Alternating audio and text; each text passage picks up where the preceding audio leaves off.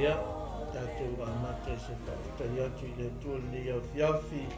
Ia, sauni e sunga e au talo e amata tātou matanga ni au fiafi. Ia, tātou whai me whasolo atu I le ni au fiafi. Ia lava oero mātou Hallelujah. ia e ni Ia, fiafi. mātou tamā. Mātou whaaftai a oere atua o no ni aso. Sa Hallelujah. whengai eiru nuu. Hallelujah. Au I karisia e mai se au le tiu te mahai o ni aso te maho. Mātou vi ia oe o no lau whamare lono. Ia oe o no lau tau singa I lau pui puinga. Mai se lau leo leonga. E ngata ia te mātou tono whawhenga wenga I whanau fo I awa onga te maha. Mātou vi ia oe ni afi afi. E aisi talwale o mātou whanamoina o nā ue le fia mai ati oe. Ia ta mani ni afi afi o nā mātou sauni ni mātou o kalami. Na mā ia rofania. Ina mai le mangna oe lo mātou katua ngang pa ia soso ni mai le vai vai o lau whanau ni afi afi. Ia alu le tua lau upu le ni afi afi na mana. Ia talaina perfe au lo malolo mātou ta mā mātou te. Ia watu lo suafa Yesu ke wisa mona oe. Ia ta mā whamanuia le whanongongo o lau whanau ni afi afi. Whamanuia fo I le tua tāpua inga nei o mātou mātou te tā. Mai se au no karisia no mātou te mā. Ana le whamanuia fo I le tua ia mai Sau nian ni por kalami ni kui whamanyanga e maisi. Sunga ni whaifi au ma whaitua maisi. Pa ia le karisia ta mar whaava unua ina le nei wharita. A wari tala ina whi au o lu mātou o le tua. Ianga ulei mai oe le ni afi afi a mata ina I lu ngang pa ia a iu mea uma. Foi le vi inga I le Hallelujah. Paulo Yesu. Amen. Amen. Hallelujah. Ia, ia le tōna nei tūna fiafi. Oi whatalo whātu ni tūna fiafi. Pa ia le whaingaru e na tofi le tua. Ka tua mai se koi e ta māma tina mātua. Tapua nei aso I au whaiwa. Nuu fi au mga ruenga nei aso. Whatalo whātu ni muti te oe sua ko Yesu Keriso. Tātou li I mono tātou whaolo whai o tātou tō whailoa I nei tūna fiafi. Ia, whatalo whātu I paanga mahasani o tātou mafutanga nei a fiafi. Oi mai mō mai nei a fiafi. Whawhailoa I atu I atu oe le sua ko Yesu Keriso. Tātou li I mono tātou whaola. Ia, tātou I whatanga I au nei tūna fiafi. Ia, whamalo, whawhitai nei tūna fiafi. Nei aso I te au mga ruenga la singa sa whenga iai lo nuu nei aso ia whaafitai le lofa malanga lei o le tua hata nai whanau sa whenga I maonga nei aso ia o tāpua inga fo ia au auna mātua I mauta malawa ia o le whaiwa le nei aso I te au mga ruenga whaatalo whātu nei tūna fiafi sunga le whaifi au ia mai ki mai whaitua ia le leo lo aia le nei por kalame ia moisa le nei ala leo ia whawhiroa ia tu ia tu lua soa po Yesu Keriso tātou li mo tātou whaola ia le foi le tua whamuria le nei la ia moisa foi le nei e kalesia o whai e le nei por kalame sunga le whawhengainga ma whaitua ia moisa pa i o le kalesia moi whatalo whatfoi nei o mātou mātua whalenganga sunga taita ia pasa kalwaria tunga mala mai se foi fatua ia heda tunga mala sengo fai au ia fatalo fatu ia te ole sua ko Yesu Keriso ni tu la fiafi ia ta tonu no e lunga le fa solongo tato por kalame ne ia fiafi ia ole au tu na o man fa au tu ina va pea ole Faaiuga o le malanga lona Tolu Faamisionare Paulo o le Faaiuga o le malanga lona Tolu Faamisionare ala Paulo ia pe ona iai le tātou tatanoana I le Faaiuga losfulu leu tātou anga iai ia la tātou tatanoa I le nei a fiafa manuia le tua I lau whaafonga le nei a fiafi ia whaufo I sa mātou leo le nei a fiafi sunga lo tuta matau ia sunga ia awa paau Ioane ia Enrico ia lo tuta ona vale ia sunga ia Sewoti pi tone ia mātou wā malu tolu atu nei tu la fiafi. Ia, talo atu la sunga, palo se fonguia, nei tu la fiafi, tātou a mata nei tu la fiafi, mia maile atua tātou mafutanga nei a fiafi. Ia,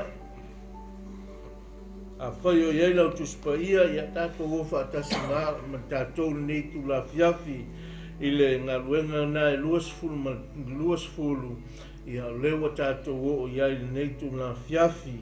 Ia mataulia o lewa tātou wa ai atu le toe foi o Paulo i Maketonia, toe foi o Paulo i Maketonia, ia tātou wa ai atu iai ma tātou whaitau iai, ia whaasolo atu ai nei tu la fiafi, ia tātou whaitau mai ali, lau sunga whengainga nei a fiafi, ia o umale tālili vale, o na amile e Paulo le au so, ma whama vai atu ia te i la tau, o na alu le o ia ngai atu i Maketonia, o atua na i e ia nungu, Wa uma fo na po ia tu ia te i la tau, o tele, o na ole ia e leni, o tolu ani asi, o tau pule i utaia ia te ia, ina ia folau atu o ia i suria, o loto le o ia e toi foi o ia ne Maketonia,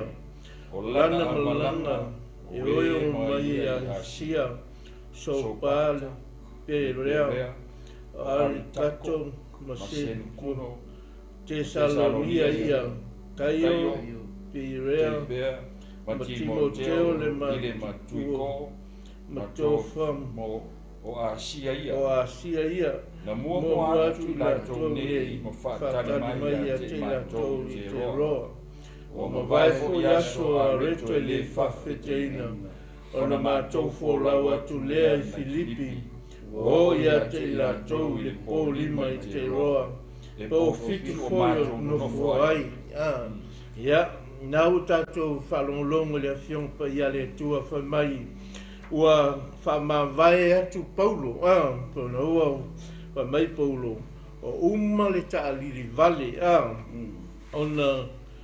ona amile ia te i o le au so, whamawai atu iai, o le malanga lea Paulo le la toi, pia toi whaatu tuanga i Maketonia, e toi manao a Paulo se toi alua e toi toi au talu pe ia le me folele a umana alu se tala inga na mana ole toi fo ia toi faola ola pele tulanga vai ia por faola ola pele fe aule na ave i atu nu ia mamalo ia le o ia le mana o Paulo toi fo ia se toi asi ia mai ono o atu le o ia lengi ai tau pule fo le au utaia e tau mawhaia e whai fo i se mea le anga fo ia Paulo po sa se mea fo ia whai a Paulo fa mau tau pule fo i lengi Tolu masina no fo ina ia le ia Paulo ina fa mai ua tau pule fo i lea o i utaia ina ia e tu lai fo ta maloa ma wha auaula na malanga wha auau atu la na malanga mai wo o atu suria o ina ta pena ma sa vali ma ngai ele le fo launga Paulo ia mana ia o ai fea i Maketonia ia whaatau nuua malanga le alu ai ia whaatau nuua i Maketonia le mana ongo Paulo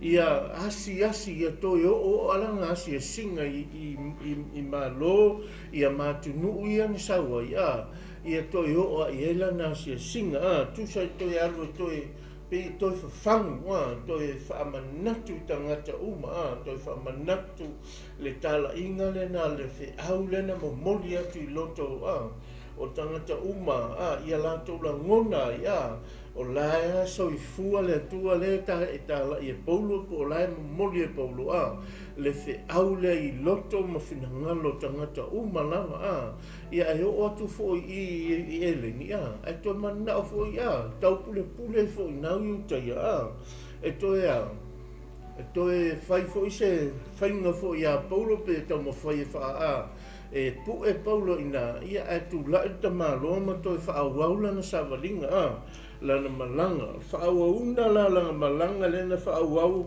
o atu suria ona loto le o ia to foi maui ane makitonia o lana malanga e o mai o lana au malanga e o mai e lato te o i asia o lana au malanga le te tofia le la tofi ele vaenga le lato te o i asia e whaatau nuu le fe au ma le tala leia le tua le mana o iei Paulo le la o tofi ele vaenga le la o tofi e lato te o ma Paulo e o la le o li ai u ia uta la Paulo ele ialu Paulo se va ai na u ia uta o le tala le efa mai na u ia uta Paulo le ilana malanga le e asi ai i tu malo ma mea ia na ngai mai ela na tala inga e to mana o e to yo o i Paulo e to yo o i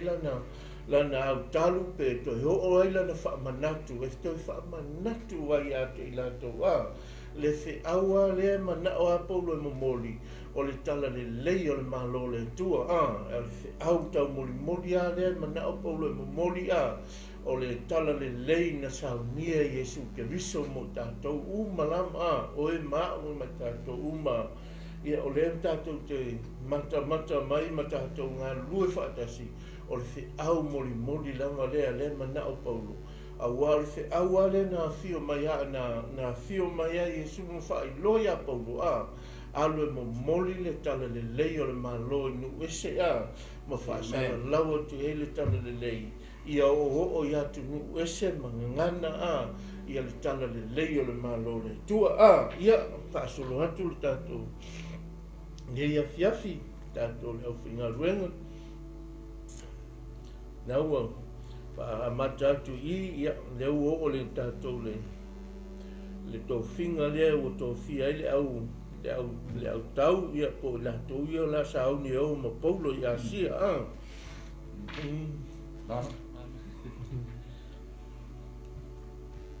Yo ke ro le malanga le wa ne wo kofi e Paulo mo i le saunga le me sunga le kai ne fia amen ona ko ia mua nga o le wa o fa kali mai i te ro ia ka ko inga ai kamia ko inga nga ka inga ko inga ia o ingu ia nga o ia lang fa malos ia awang i misi le se mu ai malanga le wa ngole alu le ko fa wa malanga le a Paulo malanga le un ko Paulo le kami nga yuka ia e fa malosi i kelsiano o le ku malo le nga yai o le manga ia o le mele nga kupu ilunga amen Usai di popole a Paulo le mele kupu ilunga wa umanga o umal ka alili o nga wa kulai ko inga leanga ma fa le vesi le nga yai bai le amaka tau ko skui Musa ngala ninga ngala wo mai lolan maka pen ka kala inga por sunga kai Musa la ele ko mengaku a Paulo ia mea ngat bawa le mele mga oi Paulo ia lu lang kala inga ia kau ngu i me ye fia ia inga ko fa manatu o io o malanga ia Paulo le au foi kau ia le ngai oko mai kasi Paulo i ko i malanga i kau kai ai aka ko wo i kusi ai peila kusi e por niko le kala pipi mai e Paulo mel kupu ia ma kusi nga ko i kusi mai ko ingai ko ngol fat pui ia o ia nga o le manga ia nga wa o kofi i ka ko malanga Paulo la kio e fio swangi ia ele ka mo fainga le o le kala le lei o le malo le pe o le ngari ko fa popu i le kulanga le ngor ka upule na ka ngor ka ya ko apule sunga le Mano fa amen ma ko di fon ta ko sfuru i bale nga beve sia ya i ia tiana ia tiana ma ia le o man ka o lu si fulu le wa fa me wa uma ka ni vali ai o so mai ai male ma fa ma va na Paulo o le wingo tu si le ma ka o le lu si fulu o le ko fa ma lo si ma ko ia po wa ia tu Paulo ia fa fe au ma le au so o le au so le sa ia mau ai nga uma i ko kongo lang kala inga i mu ese mana tua foi ia ka fa piko ia fe wa i mo Paulo le fa ma au ma ko kanga ka so angia ko le le wa ia te mo teo si le lau mai i o ka la ia le na muri ta ia Paulo so angia Paulo kai o kanga ka fo inge ile sa aku ku vevesie e pe vanga ni polika de mo i mo ia Paulo ai Paulo ava pe se me o lumo o ku ko ia malongo mai le i ku mai au ngi yo man ko inga i pe o melen ku i ta pos fui ba nga sa fe au ia Paulo au ngi u fa de ko mo fa manga na le i me tu po no inga la e se me ke o fa si ai Paulo ia le la pe le i makama o kama matua ia pe o au ma fa ko ia Paulo le ngamalanga fa kasi na mapo ale winga nga me pinga lua sa no ali ole ko ya foi le Paulo ko ya po ia mu ia sa fa ola ina tanga ma fa mo ia ka le si wa ia mo fa fe a ne ka ki fa ka ko ila no ta po mo fa pe o fe so le sa a ia o mai lo la i le mu le tero o ila le mo foi ile ma wo oria o ila le mo foi po fiku ia fai mai le o mai i ai o le vai sapat ia o fa po trai le so tofi a le ia wala mai lo Paulo i la unga lo Paulo i o ila le la unga le Paulo le nga o inga le au inga le ama ka mai fai o ka mu mai Paulo ko le ale ko ia la fai mai lo tala wala unga tu Paulo ia te ila to ole aanu o ia tai au la ngala le Paulo le ngam ko fa au le o la ngal ka malo so le o so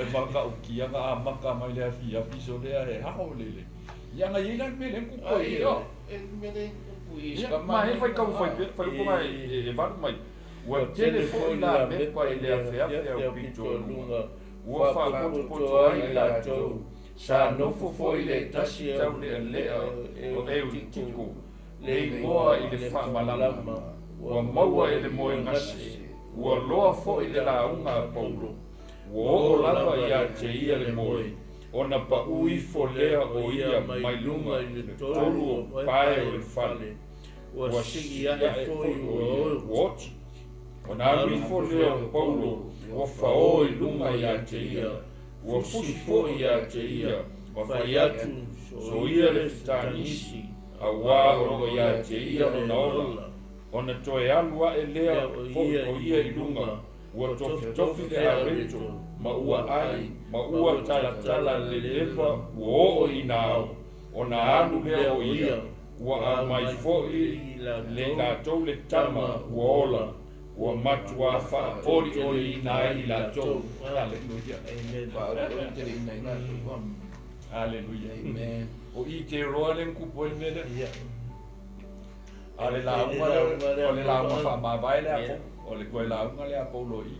Ale la nga kupo le mele wa mo nga ser ka malai ko inga o le ngai mo fon ka fa lo mo mai le la unga wa lo fa lo mo le ko ki me le fa fa pito lo fo nga fa ko sa ve la nga po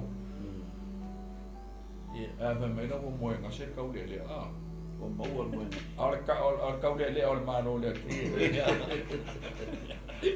o ka mo ki fa la inga no mo ki le po ma wa mo nga se pa u mai ai no sa wi le mangi mo fa mi ngo ke se lo ya le o nga le tu po fa o le apostolo fa o i lunga fa yo ko ka ni se o le i de o la ko mo ka ia o mo ko fo i Paulo i lunga ko fila reto ma ia au fo lo ko o mo ma la ka ma ia ia ba ku lo ma ka ma wo mai no era ia Fakula yung o i nga ku poi fo i le va de nga kia Se lo chiama tawoti e ko kula. Ko mai. E whaalia mai. Ma kau lia foi o Paulo sa makua against ke le ia Yesu. Ar mata upo iwa lenga whaorainga mai e Paulo. Lenga taia Yesu le kupula Yesu mata upo iwa inga whaorainga mai e Paulo. Ia ma sau ai lo. Ke ia le makau lia foi lenga sau wale le kusenga luenga o peken. Ke ia o sau wale i se peken wale o sau wale Paulo. Leale. Manga ia le mea. Ia no su. O le ka ko fai ka mai le wa o mai lo se ma Paulo alo sa. Boleh ai uma mai se o ia sa pe ke mulai mo fola ko Yerusalem ia mai si o ri fo ia o panapa nenga ke anga fe kai ya Paulo le o sawa ma po sila le o le ai mo sila ya le o sawa man ka mo Timoteo la kalifa le anga ma po al ka ka le anga ba o Paulo la ki ko se ko ka le folo mai ya Timoteo a vai la ma na yo me ku po no pa u kau le ai fa no mo e ha nga fo lo mo ki fa no mo la ma pa u fo ki le e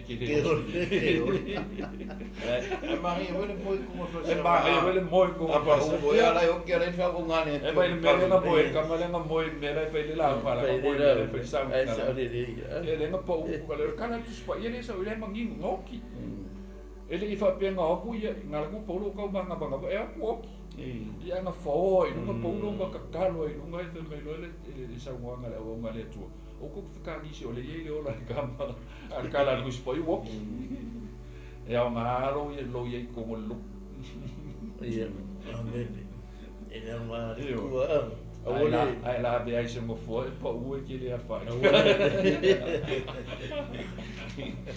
ai au nga le tu e ka kalo mo Fia no pasar. Fia no pasar. O kasi le me mai le wa la nga mai i lo sunga tai ta. E ka u ki le no pasar. Ka u ki le no lu.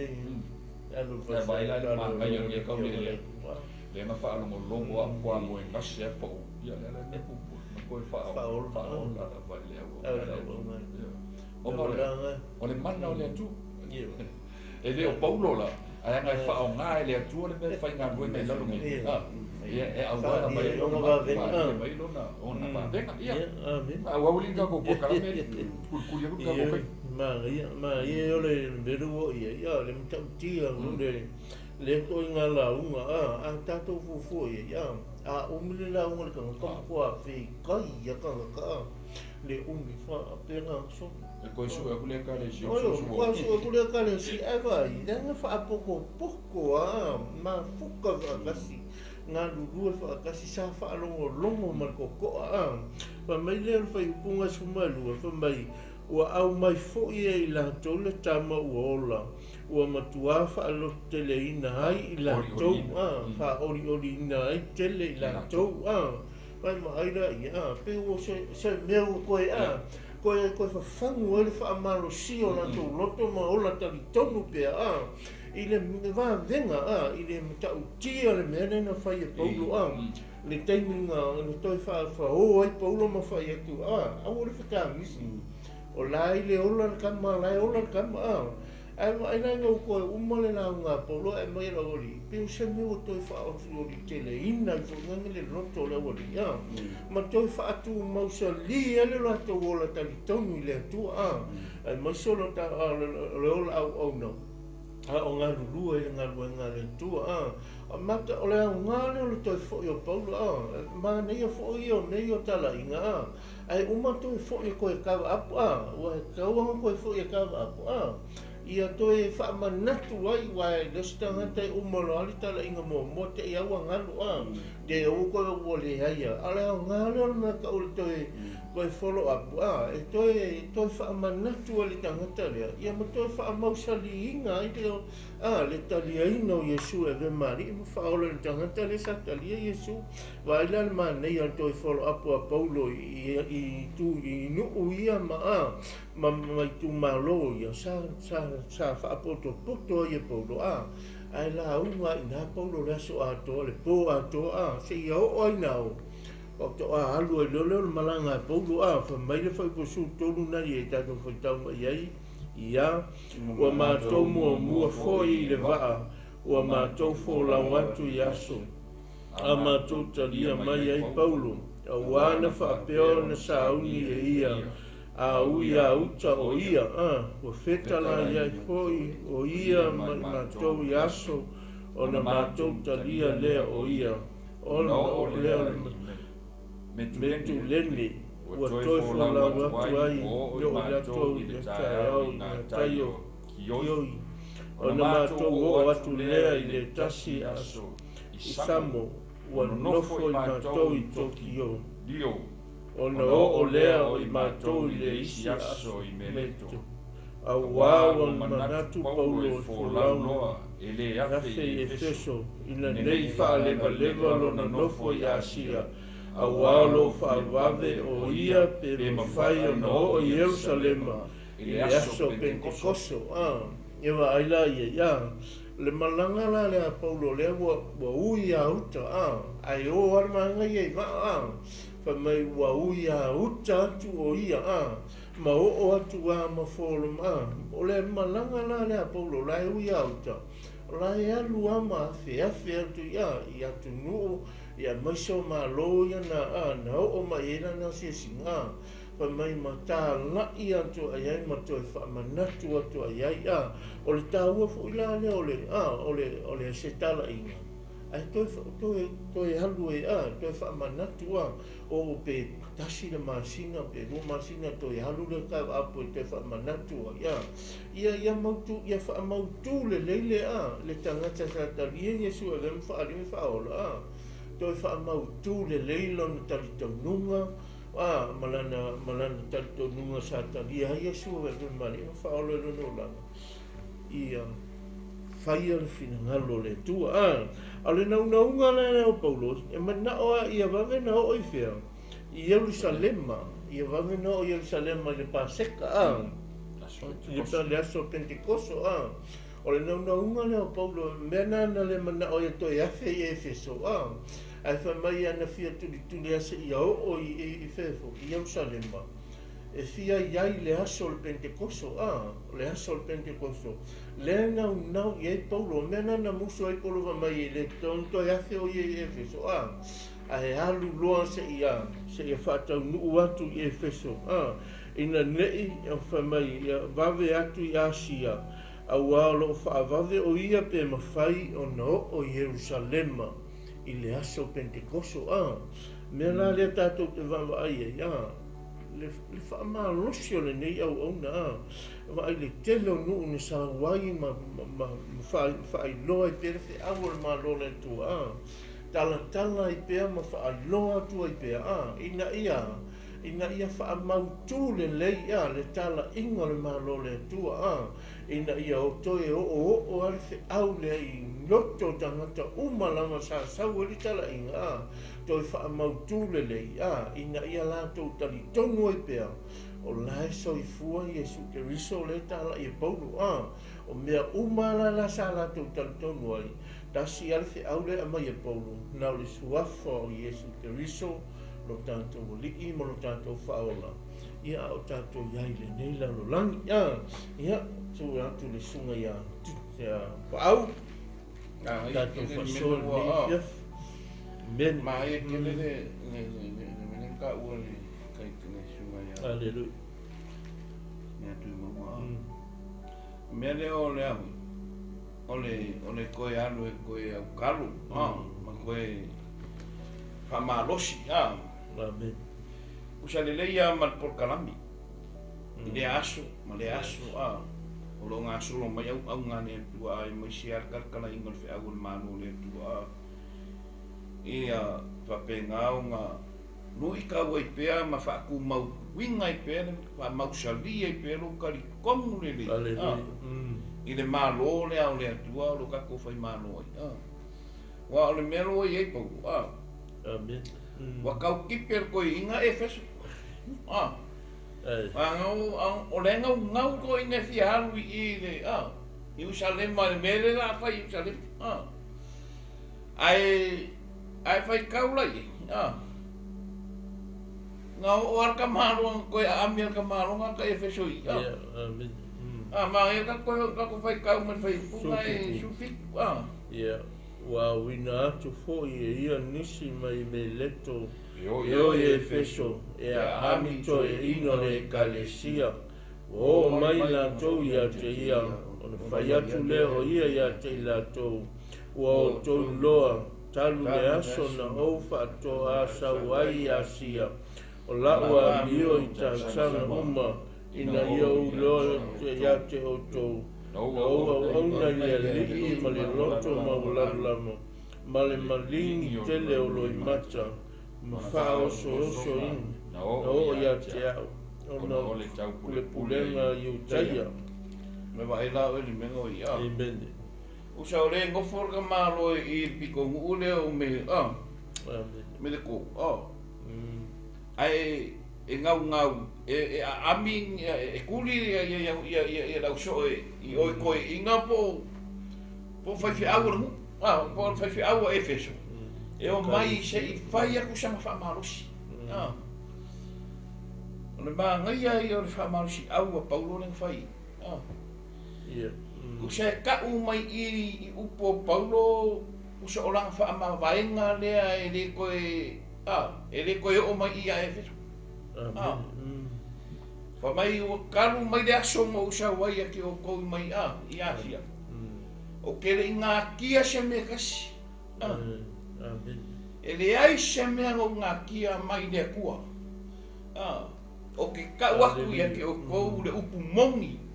O ke wiso o Yesu. Ia kou sana mō. Ia kou sana mō. Mali liu ese. Mai le leanga. Ai fo i mai le malo le tua. O le maa ngai ai o whamarusi au al koe inga i le. O sa roa koe whau koa al koe inga i. Koe whamangaku mai ei mea ngai e whaia.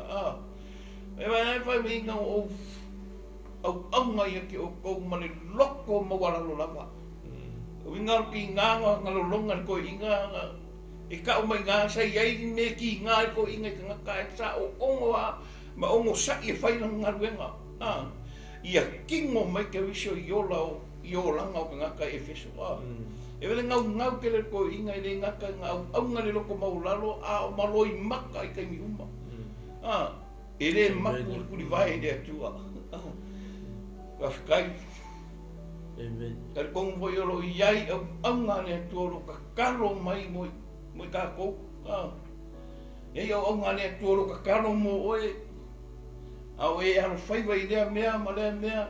Au ange ngalo lo iai la au ngolo ka kausi inga oe maku inga oe nu mo le ko pe foi pa. No ko fa ma losia Paulo i ko inga po fifi au. Ku mau i le mea mongi ngau o moko ngau o inga i oko. Ku mau i awore o ese i mea. Ngā ka ko karkaranga ngai le mea, e umalei a ole. Ka upule a ole, o wha marosi a Paulo i au ngale atua mone. Mane e karisi ai misere au, lau kesi ango i Efeso. Amen. Ia ngai ki ukele a whakule sunga i atutu fo siao.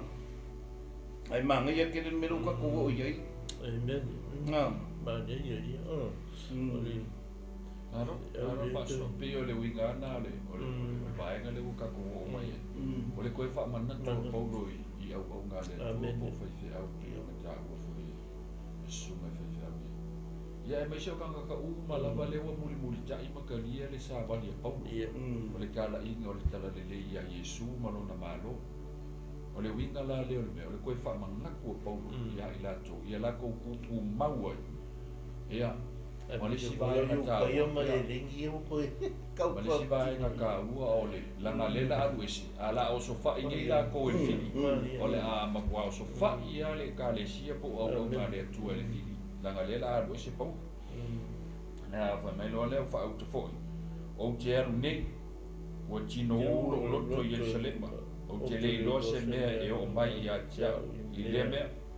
Nā o le nei o lo mori tino i mai e lea nganga pa ia i lea ai ma lea ai. O lo wha pe mai, o wha tari mai no noanga ma pōpua ngā i a tia. Ai o te le manatu ai se mea tas. o lo lava ola foi o lo nau iai se o Faaiuga lo moe male oli a toa male whaiwa ua o maua mai a Iesu le Iesu o te mori tino atu le tala le lei o le alofa tu no le tua Haleluia. Amen. Ele o fai aku le fa ma vai ka po. Ele popole e mo inga i La mengo o i loa i mo ka la i ai fai mai le nga pa ia. O lo fa kali mai ko nga ma fika e no anga ia ki a Jerusalem. E usi ka ia la Paulo i ka inga le nga pa ia. O le ala la le o lo mapulu na e fio o Jerusalem le koso. An ka upu ngai rufu kasi le la ka ko ba yeso le. Ia nga ngai sai sai Paulo mo o Jerusalem. Amen.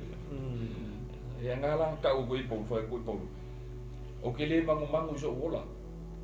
Pau ale mea o te nau i lo mo male oli a toa male faiva wa o maua mai a Iesu ke soro oli ka. Ma vai le ka ua o le ta ua le mele le loko le au ngale tua. O longa vala au ina vala au li ai o ia Iesu. Aleluia. A fai foi me fa fonga mai lia fiafi. Amen. Aleluia. Wa etalia Iesu e mari ma fa o le lo soifua. Wa vala au Iesu ia ka venga manpena. Ele mangu Paulo i lona ola la o i lo e Paulo le mea o ia Jerusalem ai le fefe ai Paulo. Fai mai Paulo le mea o ke moe male ori ia Faaiuga lo faiva na vala au ina ia o lo oli i Iesu. Ia so me le tua li e via fi. E ka Faaiuga ko ia le tua ma ia ma o le mele o ia ni tato fa so ni e fia o le taimi na wala ngona i Paulo lai ia ile musunga le pa ia lo fa tali mai ia no anga ia mo taimi o mai po mo afa mai tala Paulo o te le popole lo ola o te le popole lo ola Paulo mea ia fa tau no le ngaruenga o sawai fa tau no le vala au ai le tua ia te awa o te sau fai de ngaruenga pe ona ta o fo sunga ia se woti nia via ma nei o le vala au ino le tangata i matau i le tua o le tangata fia ia lo fai de ngalo le tua o le tangata o vala au le tua ia le fai ia le fa maoni lona loto ia le fai de ngaruenga vala au ina o ia pe ona vala au ina Paulo ia le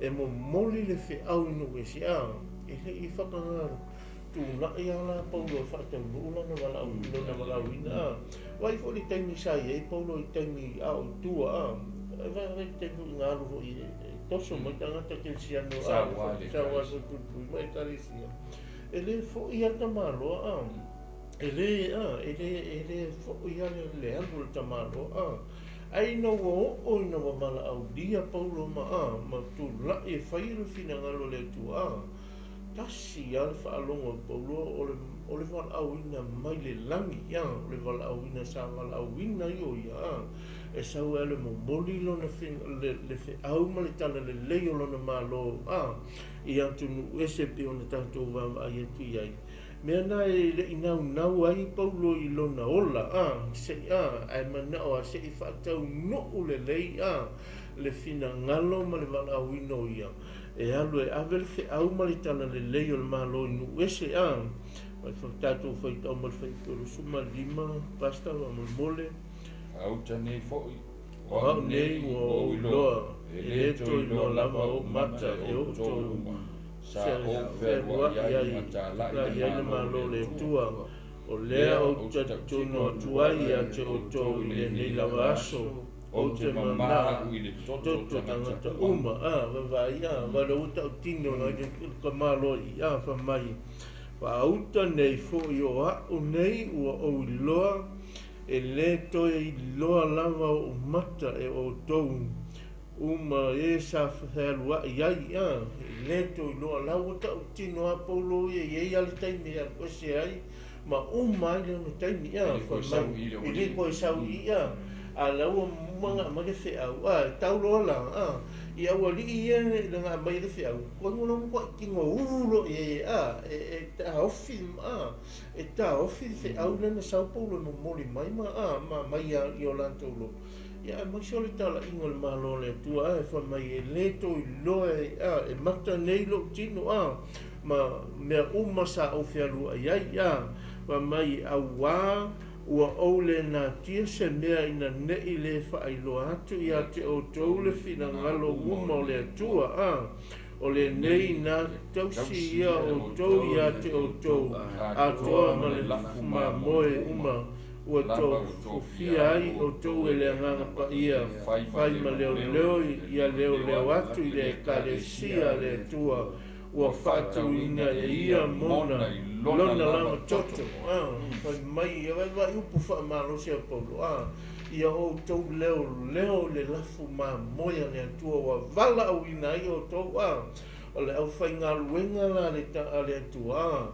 o tātou ia tātou te ngua o tātou ngā lulue ma tautua le ngā luenga le atua ia o le tātou whaiva lea leo whaamalosi mai e Paulo ia tātou ia tātou o e whai tātou mani Paulo ia tātou o ia pei tātou o Paulo tātou te o tā lai ma whaira whina ngalo le tua ia maua pēr ni a nganga se tele maise ia leo ina nganga ua whaola ina ma tutu le whina ngalo le tua ma whaira whina ngalo le tua ina ia tā lai pēr le ngā lo le tua malana tala le leia o tātou ia le nei lalo langi lai whamai upo suma le lusuma le walu whamai o le nei nā tau si ia o tau ia te o tau a toa ma le lafu ma moe umalawa ua tō fia ai o tau e le anganga pa ia mawai ia tausi o tau ia te o tau a toa ma le lafu ma moe ua tō fia ai o tau e ai e le anganga pa ia praise God a tō fia ma mala au ina i tātou le tua whaatumuina i tātou le mana le anganga pa ia le hamela a tau solo muri ai le hamela a tau solo muri ai tātou o e whaile whina ngalo le tua tātou o e nau e ave o tātou ola mo le tua ma nuo le soifua mo tātou ola tātou te o e whao ngā i o tātou ola tātou te au nā i le ngā luenga le tua ma tau dio le misiona le tua e lo le langi o le lalo langi nei le iana misiona le tua tātou te o e ave le misiona lea tātou te o e tā lai atu le misiona lea ia whaasoo le lalo langi le tala le lei o le malo le tua o na o mai hei leo le ngataanga a soolo le malo le tala le lei o le malo le tua le lalo langi nei tātou te iai ia o mai loa ia taimi o le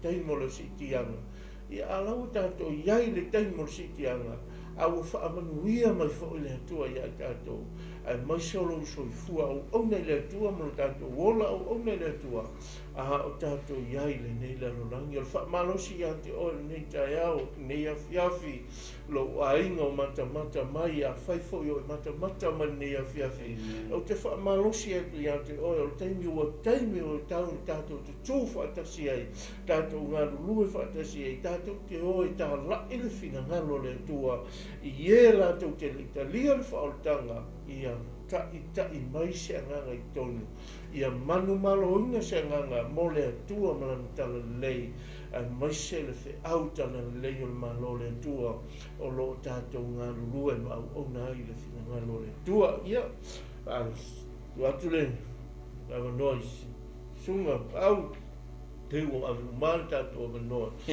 ia lele so atu ma Ela mai ai tanto ma tanga nei fiaf ma mai a ke lele amen ina u koe ine mene ngalo ka uai le ke minga le nga sa mo ai ki tutu le ke minga na wala au winga ile ka ni upo amen ke ia waru anu nei ko sia anu le wala winga le jo le menga la ngo kwa fa ma losi au Paulo li vele ma no mo ia ro mai ya uma ku au so ia uma pe ke no sa wa ma Paulo amen Ke ngal me ngale no. Usanga whaalongo Paulo i le leo i whaalongo kua. E le i loa e Paulo le leo leanga. Ai musu.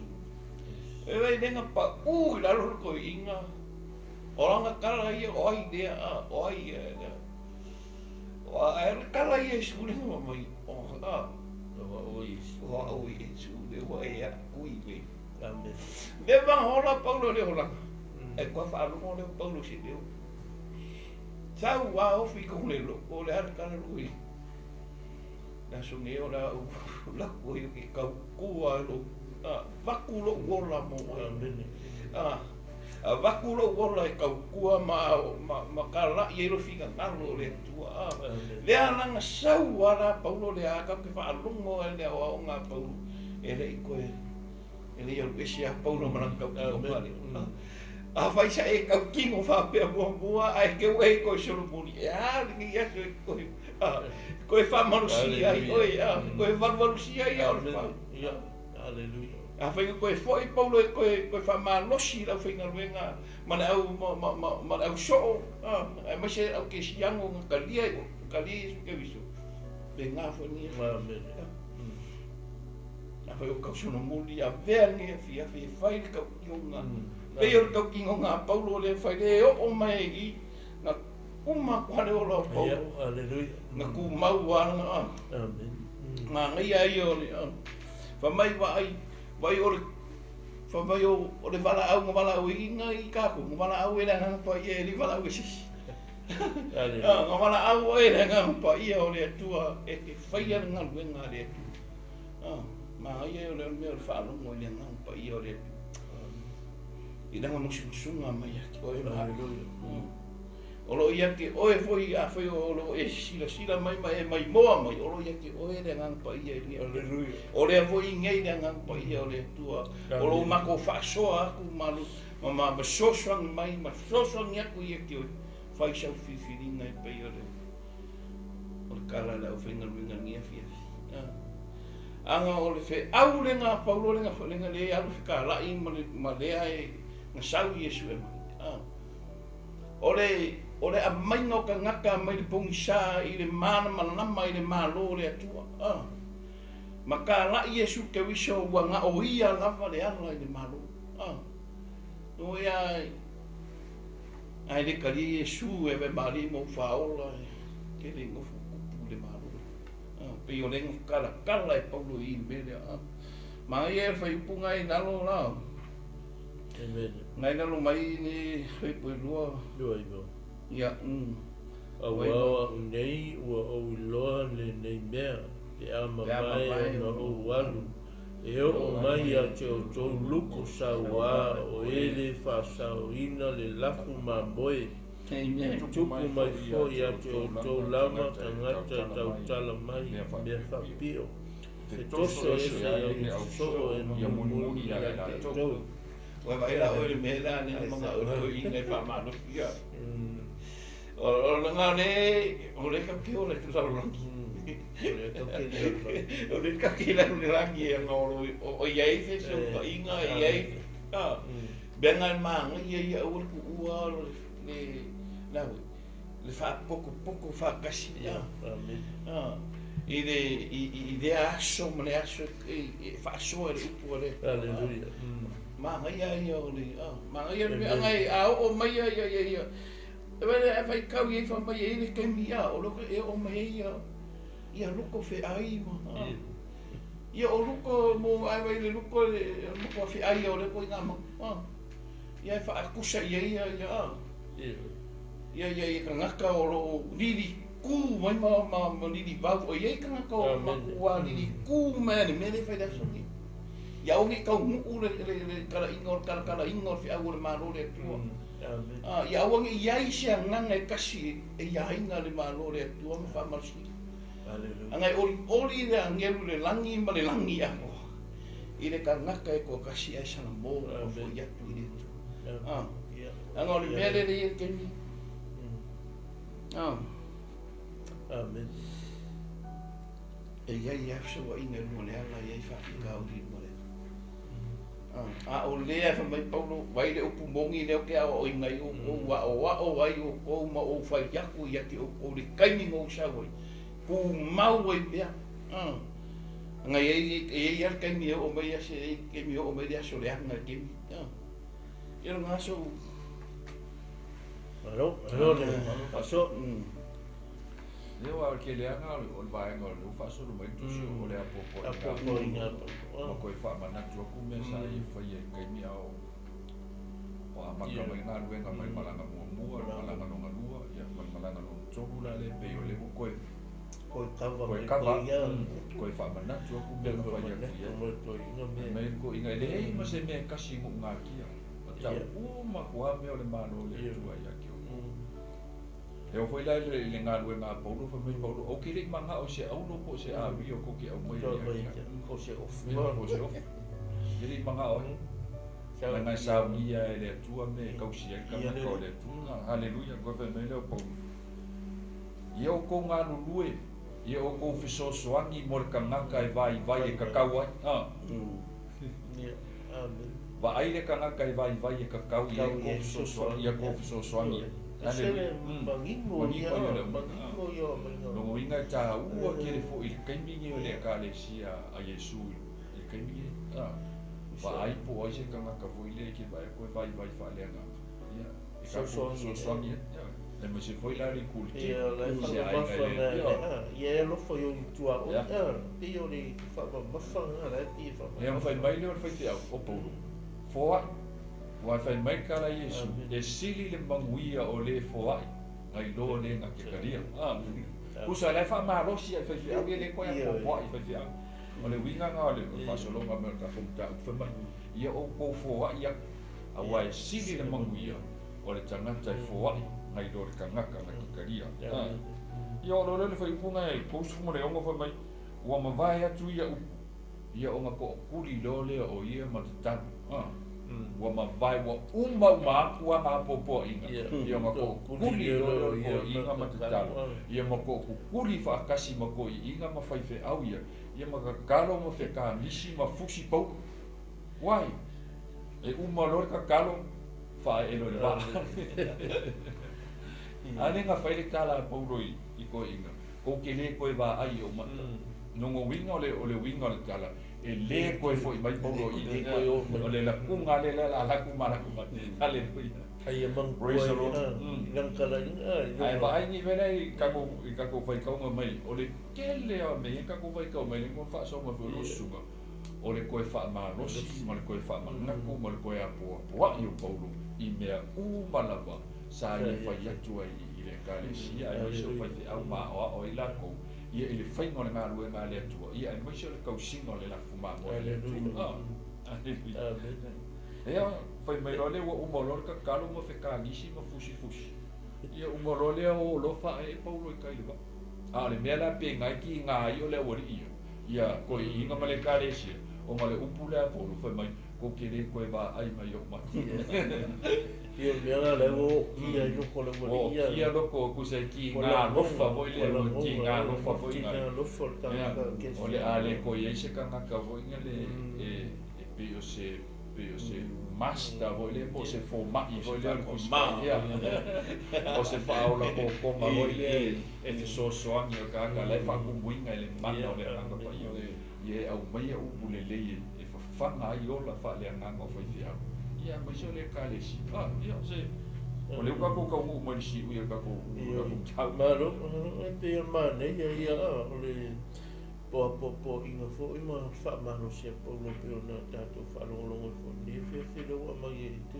ni fia ia wa upu mai ale tala no ai po lo o na po inga o na fa malo si au le auso mai se le o fe Galuega to ina a masho te akono le fai au ia misionare la to uma ia la fa malusi e Paulo ma to fa to ko ia Paulo loto tele ia te la to e tu la e o ne fa vai ai o le fe au ta ua le mo moli me Paulo i au to te fa vai fa malusi fina we fai Galuega le tu mai le se mea whaalea o ngā hina lo tu tau tina i ngā Luenga le tua. Ia au tau whina de ngā Luenga le tua. Mani o puna wha mai Paulo mai. E iai ia luko whi ai ia. E vitanga te tau whaase se. Wala kele o vai kemi ne ia. O kele i o la o kele i o ko i ngā kariko hunga ia wa sau ese laulangi ia. Ai mata le telo tantanunga ese a.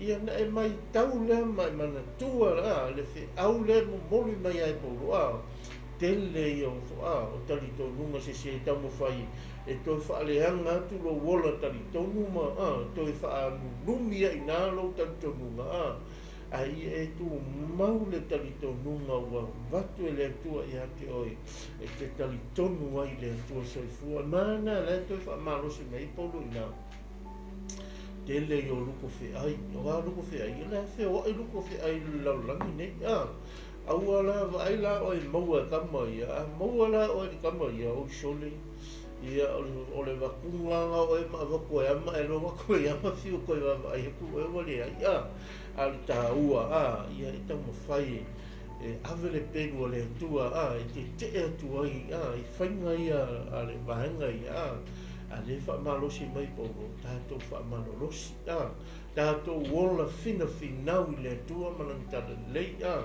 mai Paulo i le au whainga ruenga, a maise o tō inga o le ekalesia, o i lātou sa o i ele tala inga Paulo ma whaamalosi e Paulo, le tō whaamalosi mai Paulo, aua tō te popole, i o tō whina whinau i le atua le te talo, i o tō whina i o tō alo lofa i o tō tua oi, alo lofa i e mana o mia sosoani, mea uma tō te loa te tau na whai e vi i aile tua whai le na, a ole whai le mea, e tau e le ainga le tangata, ai whai le mea e vi i aile tua, i e alofa i lo tua oi, o ai o mana o mia sosoani iai, o le talana al tusi e alofa atu i le lutua o ia pei o e lava i ate oe, o tātou iai le nei lano langi, o le tātou te le lano langi, le tātou te lano langi o whita ma whawhita uli,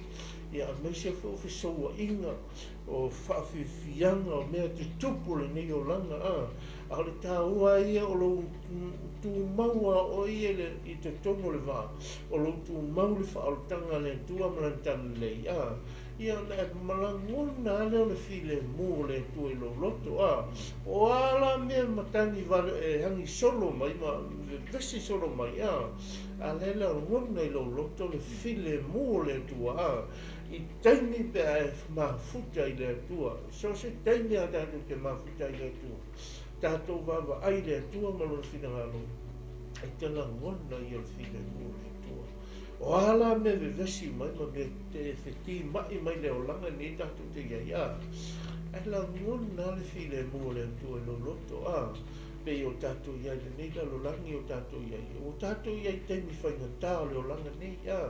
A le whaamalosi a te oe, whaamalosi e tātou uma. Tātou whina o e whai o le whina ngano le tua. Whai o whaamalosi Paulo le au so mai lātou uma sa ngālu lue whaatasi. Ka whaalongo le upo le tua o tala atu le au le malo le tua. Ia whapena ho se whaamalosi atu i ate oe le nei afiafi. Tātou uma lava i tātou whaamalolosi ma whinau. Tātou te whai o le whina ngalo le tua o tātou i ate nei lau. Ia, o te apa au pese. Te whaasomu muni ia tātou whai. Wai tātou. Wala ia i o le... Tātou nei afiafi. Wala wau. Aleluia. O Faaiuga kong ka o kami fia.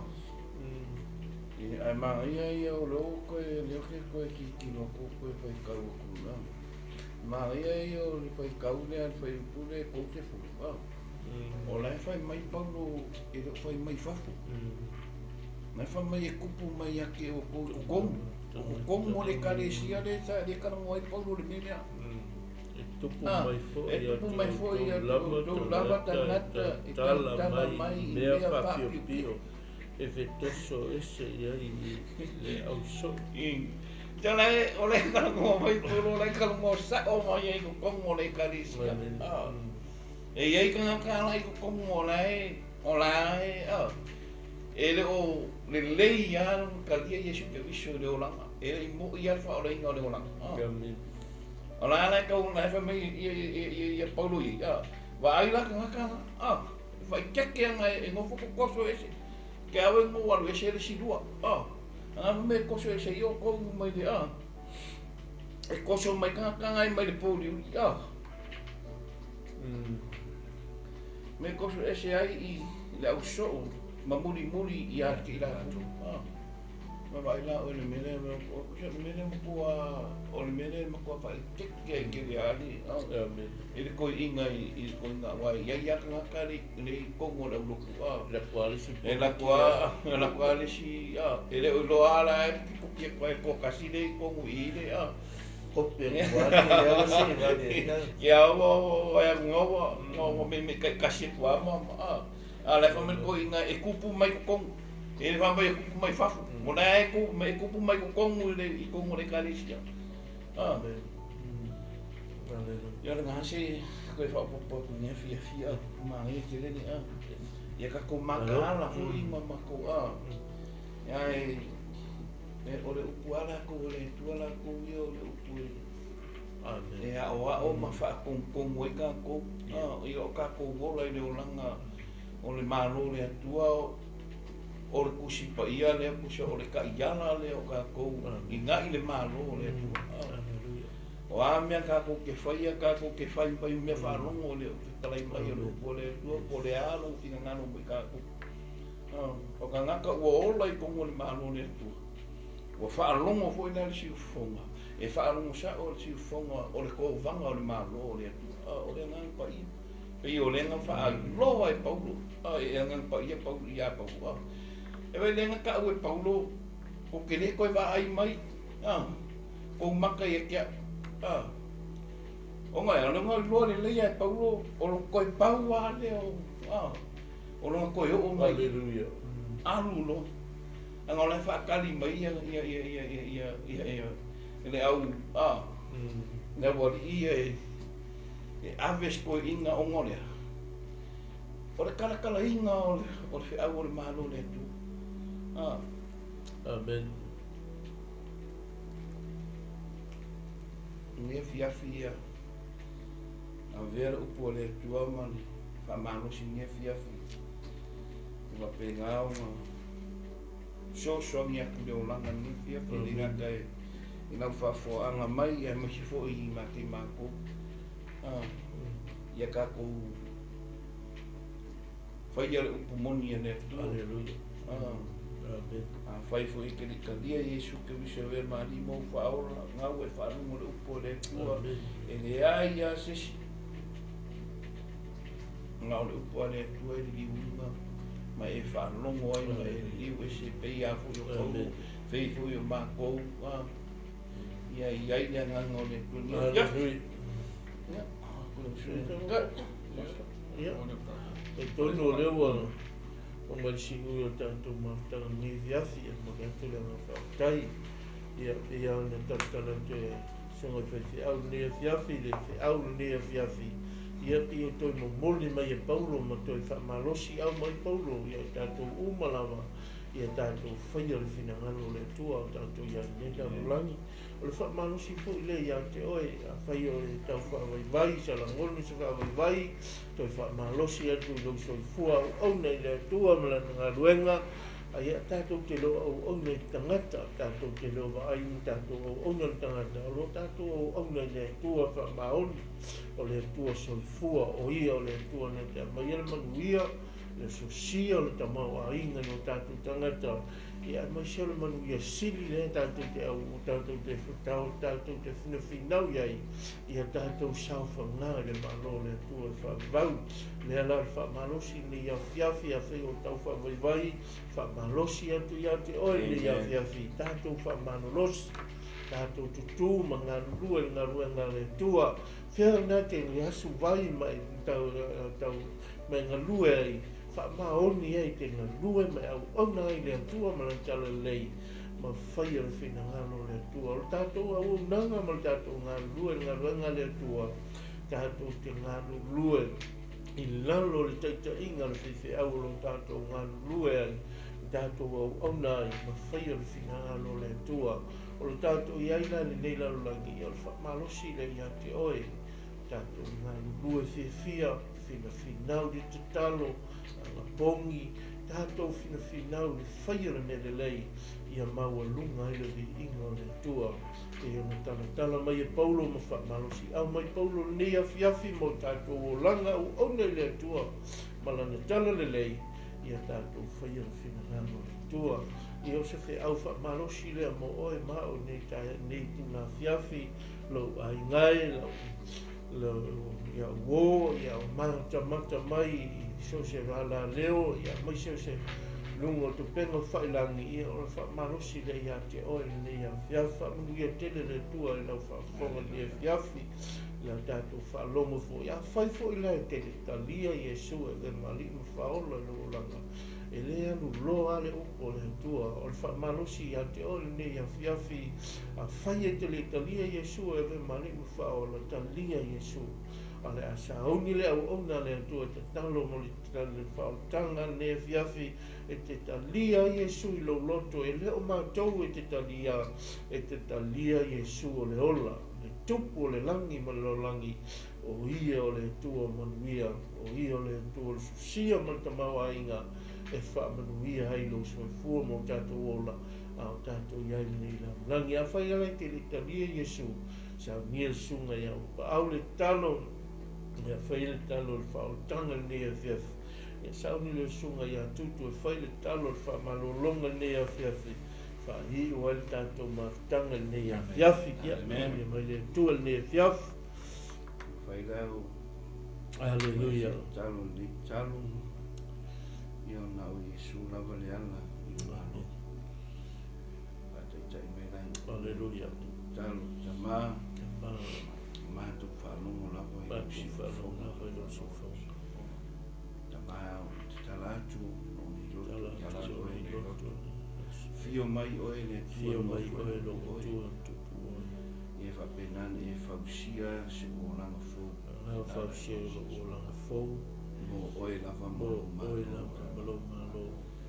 Tama talo atu ia te oe Tama ni talo atu fiafi. ia te oe ni fiafi. Talia mai anu ni. Talia mai au ni. Ngalo mai so se mo Ngalo au ni au lava o tangata ngasa.